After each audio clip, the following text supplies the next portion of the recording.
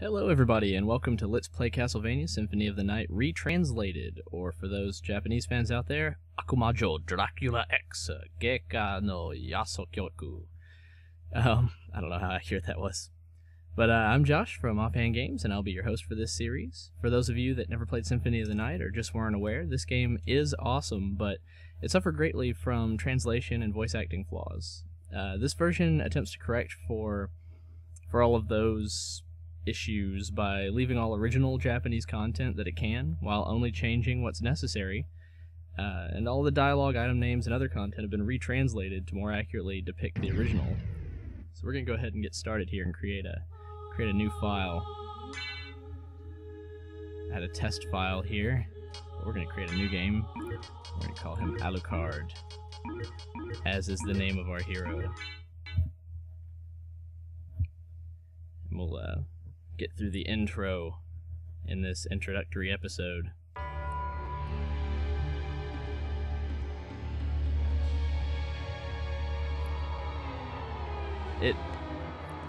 A lot of the special effects and cutscenes haven't really lasted, haven't really stood the test of time. It's still got a decent, ambiance. The music has always been great. The videos, like the one we're watching here, with the pixely, polygonal rendered castle and everything, at the time, I thought was fantastic. It still doesn't look half bad, and when the camera cuts in closer, and you can see the shingles on the towers, on the spires, it doesn't look half bad. One of the reasons why we're watching all of this is because you can't really skip it, but might as well be faithful to the original content and not skip it.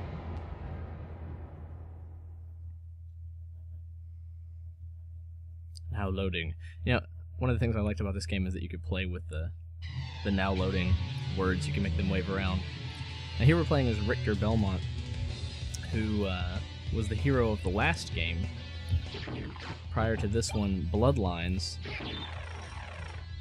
one of the first ones where you could actually whip the whip around in different directions.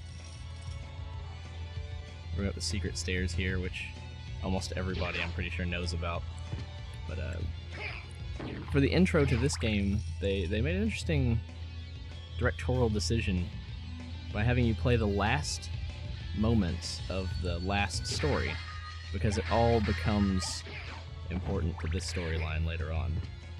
Let's get across here. We don't need really any of these items.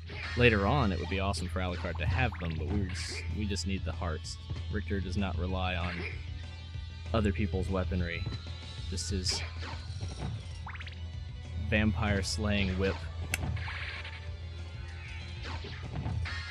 and his holy weapons that he brings along with him, or finds throughout the castle. Which why Dracula has all these holy weapons, I have no idea. Here we're hearing some of the original Japanese voice work, which I kind of have an affinity for the really cheesy voice work that everyone makes fun of, but by now everyone's heard that. Such a selfish claim. Humanity is guided by our shared principles. I almost can't even apply that bad voice acting to this translation. It's written a lot better now.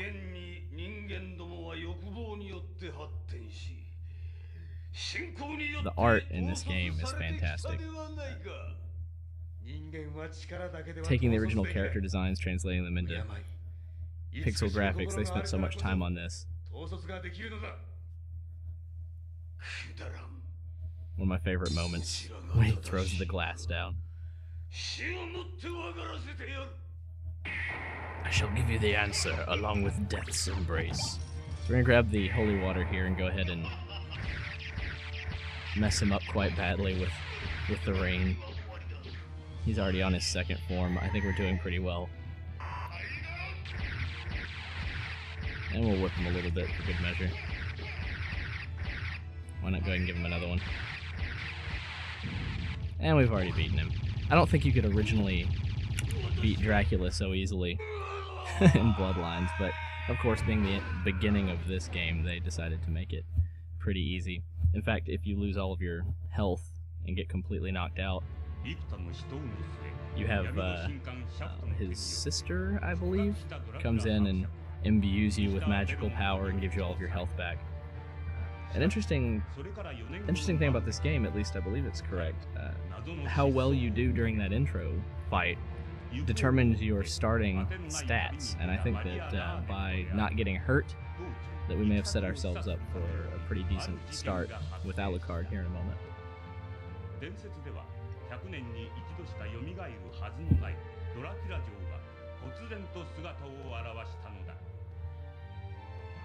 One man was struck with misfortune, a man who goes by the name of Alucard. The very same Alucard who had previously teamed up with Ralph, Sea Belmont, and destroyed his own father, Count Dracula. They always use the term destroyed or killed, but I mean, if he keeps coming back, you would think that you would just stop saying destroyed and just maybe say defeated.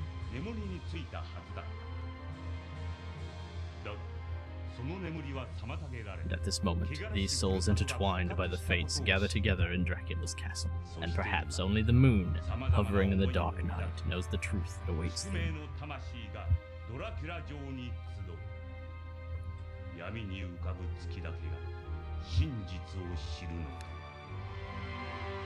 And I believe the renaming for this came about with the Super Nintendo game having a similar name. So instead they ended up going with Symphony of the Night, which then led on to... Well, I didn't mind that name at the time, I've always been a fan of it, but then it led on to the other cheesy ones like Rondo of Blood, Harmony of Dissonance. One of the most badass intros for a character of all time. Our hero Alucard. Who woke me the fuck up? So here at the beginning of the game, you just kind of tear ass through the beginning of Dracula's castle on your way in. Because you're hundreds of years old. Much like if you've ever seen Vampire Hunter D, you're the son of Dracula. It's pretty well known at this point. And you have legendary equipment from your family, powers gifted to you through the ages, and really nothing to fear going in here. We've got our first level up, which will come in handy later. We're actually going to take a moment before going a little bit farther into the castle to fight some of these mermen down here, because they'll give us a good 2 or 3 more levels while we... Well, you'll see in just a moment, if you haven't played before, why we would need to do this now. It's actually really fun. The swordplay in this game, very intuitive. Mostly through the use of diagonals. We got Capsule Monster 1. I believe in the American version of the game it was called Monster Vial 1. Sometimes they kind of poison you. Sometimes they turn you into a beast. I almost never use them. The last couple times I've played through this game, I never really used them. Alright, we're just going to fight a few more mermen here. Maybe get one more level. Get out of the water. Because as per vampire lore, you're allergic to water. Alright, we're going to go up and through this corridor.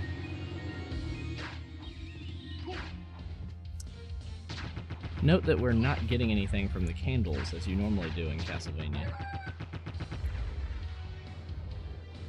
No zombies so far on this one. This hallway.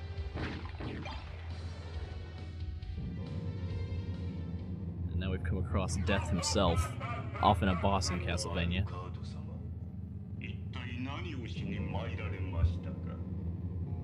This conversation is much the same in the American version.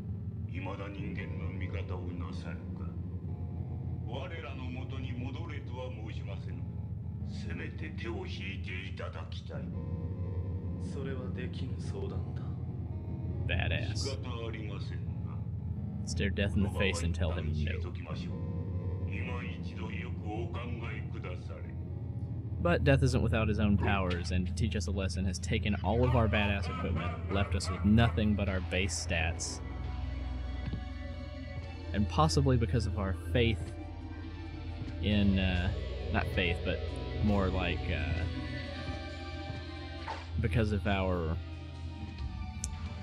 dependency on our magical equipment, we can't even take out this humble skeleton without punching him a couple times. But we've gotten our first piece of equipment here, short sword, so we're going to jump over to our equipment menu. We have a few slots here for various accessories. 2 for the hands, which actually use both the square and circle buttons on the controller. And that comes in handy when you have a shield, or if you want to use 2 weapons at once. Putting them in either hand places them on that button. The rusty sword is not as good as the short sword, so we're not going to equip that. And this is what our save room looks like.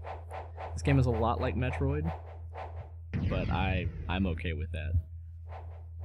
So now that we've made it to our first save room, that's going to be the end of the first episode. I hope you've enjoyed it. I hope you stick around with me while we try to crush this game and unlock all of its secrets and see the differences between the Japanese and the American version of Castlevania Symphony of the Night. Again, my name is Josh from OffhandGames, and like and share the video and subscribe to our channel to help us grow. And I'll see you next time.